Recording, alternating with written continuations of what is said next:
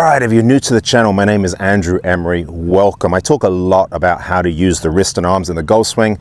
We're going to talk a little bit about the body as well today, but ultimately, most of you are pinning and spinning, which just means you get to the top of your backswing, you throw the kitchen sink at it, you leave your arms at the start line. You know who you are.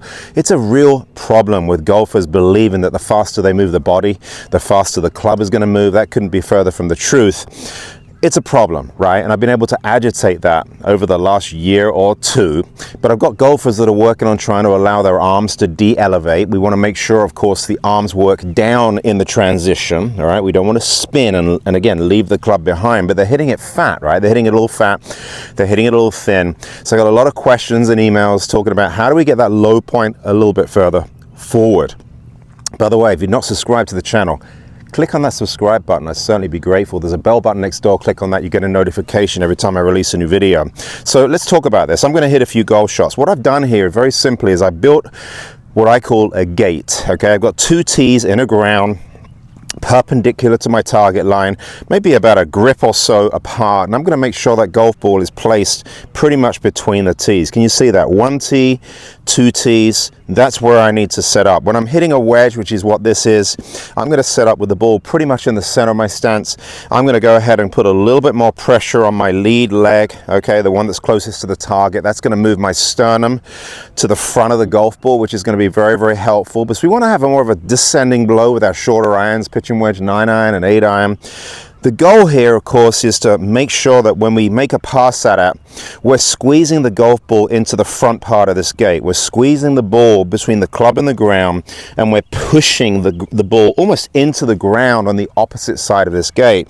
People say, how in the world do you get the bottom of your arc a little bit further forward? Well, I believe the arms serve a very, very important role in the golf swing. Most of you don't have a lot of awareness of what your arms are doing. You're kind of towing your arms all the way through the golf shot and, you know, hoping that they move the correct way. I don't believe that you should do that. I think you should have a lot of awareness of what your arms are doing in the golf swing. When you swing the golf club, the goal here, guys, is to create a descending motion where the club's actually working down past the golf ball. Can you see I'm lifting a little bit of sand here and grass in front of the golf ball here? That's our goal ultimately. Most of you are hitting either behind the golf ball or maybe slightly up, and then that 1 in 3 or 4 that you love, you know, the one that you really squeeze and it feels wonderful. It's not really enough though, right? It's maybe 1 in 3, 1 in 4, 1 in 5, and maybe 2 of them are okay and 2 of them are really bad. What we want is we want 3, maybe 4, ideally 5, right, out of 5 that we can squeeze, we can compress. If we do that, what we do is actually we get the golf ball a little higher into the club face. If the club's swinging up, of course, we're hitting off that bottom groove. It doesn't feel quite as solid, right? Whereas if we can get that golf club swinging down into the golf ball, what's going to happen is the equator of the golf ball is going to work up the club face. Club down, ball up. That's what gives us lift in the first place. We've also got to make sure as we're doing that, the club face isn't wide open. Remember, if you have an open club face as the golf club is being delivered, you're going to be forced to flip it to try and get it squared up. You may also be forced to come over the top to not miss it to the right. And I've talked about this a heck of a lot on my channel. We've got to make sure your club face isn't open in your golf swing. All right, this is not what this video is all about, but that is a prerequisite for what I'm about to talk about today. If you have an open club face and you get your bottom of your arc further forward, there's a very, very good chance you're going to miss further and further to the right. In other words, you are forced to release this way. You're wondering why you release this way. A lot of you are releasing that way because you absolutely have to get that club face squared up. I hope that makes sense. So let's talk about the role of the arms in the golf swing. The objective here is to get both arms moving further forward. We've got to get the grip end of the golf club traveling a little bit further. For those of you that have watched my videos, I talk a lot about keeping your back to the target and allowing your arms to work down, a little bit like an elevator in a building. A lot of you have had tremendous results from this. I'm so grateful for your comments, by the way. I always get back to everyone. It's unbelievable some of the transformations that many of you have had just by watching videos. I was a skeptic. Trust me, I'm from England. You can't take the skeptic out of a Brit. And I am blown away by some of the improvements in distance off the tee, and you know how much more you're hitting the ball solidly. It's just incredible to hear. So keep those comments coming. But what we need to do is understand that, you know, if we allow the arms to drop and we don't get the grip end of the golf club moving far enough forward, we're probably going to hit behind the golf ball. We're probably going to hit up on the golf ball. It doesn't mean that this part of your swing, of course, is incorrect. You could be in a really good position, but we've got to get the grip end of the golf club moving a little bit more forward, what we call linear momentum. We've got to get a little bit more pressure on the back of the grip. We've got to use our arms, and we've got to get our arms moving a little bit more off our chest past the golf ball. What you don't want to do is pin your arms across your body and then spin, because your arms stay too high across your chest, too adducted, okay? And if your arms are too high on the approach of the golf ball, your body is going to meet its destination too early. All right, if your body meets its destination a little too early, you're going to be forced to throw the club out in order for the club to catch up with the body. All right, that's why so many of you release early. So what we've got to do is you've got to do some little practice swings here. I would say put the gate right in the center of your stance, as I mentioned, a little bit of pressure forward, where you set the club halfway back, creating an L between your lead arm and the shaft. Allow your arms to drop, okay? And then take both arms and move both arms in front of the golf ball. You're going to feel like your arms are moving a little bit further forward. Don't conflate this with dragging the handle. I don't want your body wide open in this position. I don't want you pinning and spinning. What I feel here is I feel like my chest is pretty much facing the camera at the point of collision, at impact, okay? The more you slow the spin phase in your body, the faster you move your arms initially and the further your arms move forward, the better you're going to hit it. This probably applies to 85% of golfers, okay? So what we want to do here is we want to keep our body relatively closed as we change direction. I feel like I'm facing my golf bag back here.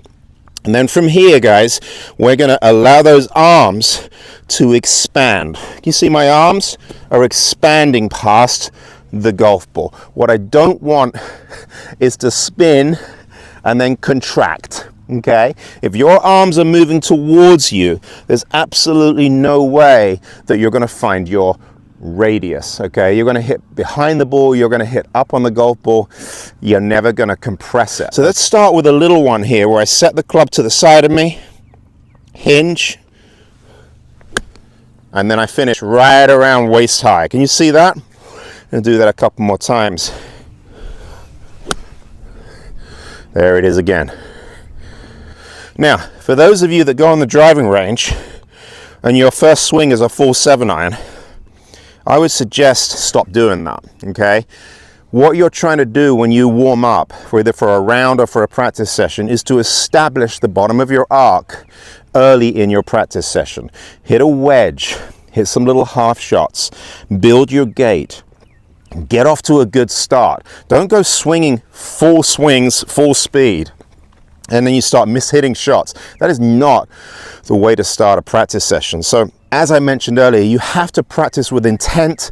You have to practice with purpose. This is all about low point control, okay, and how we can compress the ball more consistently, get that golf ball up a little higher on the club face, which gives you that wonderful feel, that clicking sound. You know how it feels when you hit a really, really good golf shot. So start small, okay? Don't start big. I've had people come down for my immersions and I say, go ahead and go through your warm-up routine, and I'm sitting there, I'm drinking a little coffee, and they're getting loose. It's unbelievable. It's like full 7-irons, full speed right out of the gate. This is not the way to get started, okay? Let's go ahead and hit one more. Again, the gate right in the center of my stance, a little bit of pressure, maybe 10% of your weight forward. Don't push your hips forward. Okay, you're going to have excessive trail side bend if you do that. All right, this is going to be too shallow. Okay, you want to have your trail shoulder a little steeper. So we just want to kind of move everything just a little forward here. We don't just want to bump the hips. That's the last thing we want to do. Let's do that one more time. Arms drop. Okay, arms move forward. Can you see that? All right, and then of course as I come into impact here, I'm going to start to give up these angles. We go from linear to angular momentum. What I'm doing here is a supported release, what you describe as perhaps a punch shot, okay, maybe a little low driving pitch shot just to start off with. I talk a lot about rehinging and creating this hitchhiker drill, which is something we'll talk about here in a second, but we're not doing that right now. This is a more supported release. Okay, I'm going to do it one more time. That was a good one. All right, and there's my finish. Now, I want you to pay attention to my lead leg, okay? I do not have a spaghetti noodle for a lead leg. That's a huge problem. I see a lot of you, as you come into impact, you buckle your legs. If you're one of these golfers that takes their lead knee and drives it out in front of their lead foot, you're going to have all sorts of problems. What we want to do here is we want to make sure that that lead leg is extended, okay, through the golf ball. The whole point here is to have some expansion. It's the opposite to what you think. It's like, well, if I'm going to compress it, you know, I'm going to have to move more this way to compress it. Well, what have I done here? I've invaded the space through which my arm should be swinging. So you wonder why your arms are coming towards you. Anytime you drop your head or you move into this pocket too much with your body, unfortunately, in order to not hit the ground, your arms are going to have to come towards you. So the goal here is to feel some length or expansion with your lead leg and to feel some length and expansion with your arms. Essentially, you're going to feel a lot taller, which is rather counterintuitive if you think about it. Again, we want to hit the ground more.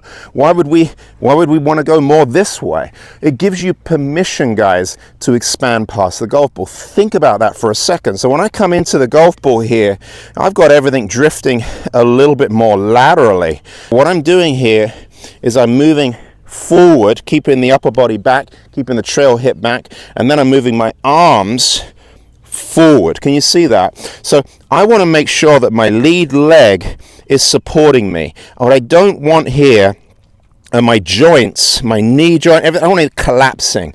All right, that puts a lot of strain on your muscles. Almost impossible to stay in this position for very long. Okay, so what we want to do here is we want to sort of load those joints, all right, and create some stability through the golf ball. Think about it. You're pivoting around something stable. You're going to be a lot more consistent than if you're pivoting around a spaghetti noodle.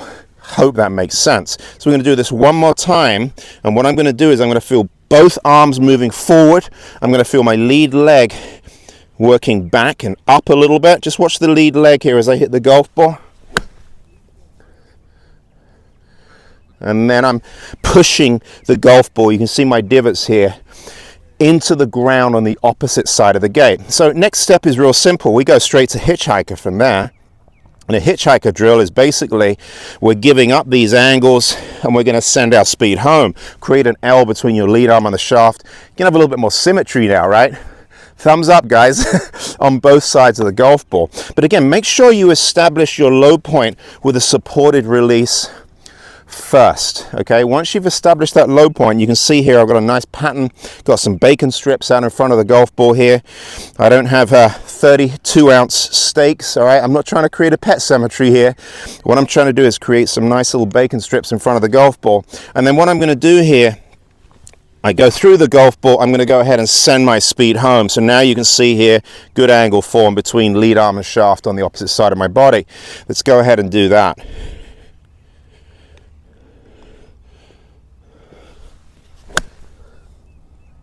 Really happy with that. That's my hitchhiker drill. All right, I am not, guys, trying to throw my body at the golf ball here. What I'm actually doing is I'm really working hard on trying to keep my upper body back as my arms drop, and I'm really focusing on pushing the butt end of the golf club forward with my arms. Can't hit it better. Now I've got my hitchhiker drill. All right, and again, I've talked about this an awful lot on my channel. If you haven't visited the channel before, do a little surfing, hang around for a while, okay? Look at some of the videos that I talked about how to use the wrists and arms in the golf swing. I talk about release patterns, which are going to vary depending on grips. Of course, the goal here is to find what works for you. That's our job as a coach. Our job is to meet you where you are, all right? Not have you subscribe to any one method, okay? But 85% of golfers honestly are under the impression that The body drives the golf swing. I think that is a huge problem. The body supports the golf swing. All right, the arms need to be swinging freely through the golf ball, and the body has a role. That role is to stay out of the way. Right, so rather than driving into the space, which causes a lot of early extension, causes early release, keep your body quiet and focus on educating your arms and your wrists. How about that? All right, let's go ahead and do that one more time. Constantly squeezing this golf ball, guys, so incredibly important. So build yourself a gait. Start with a supported release. Understand the arms work down. Don't spin your body, okay?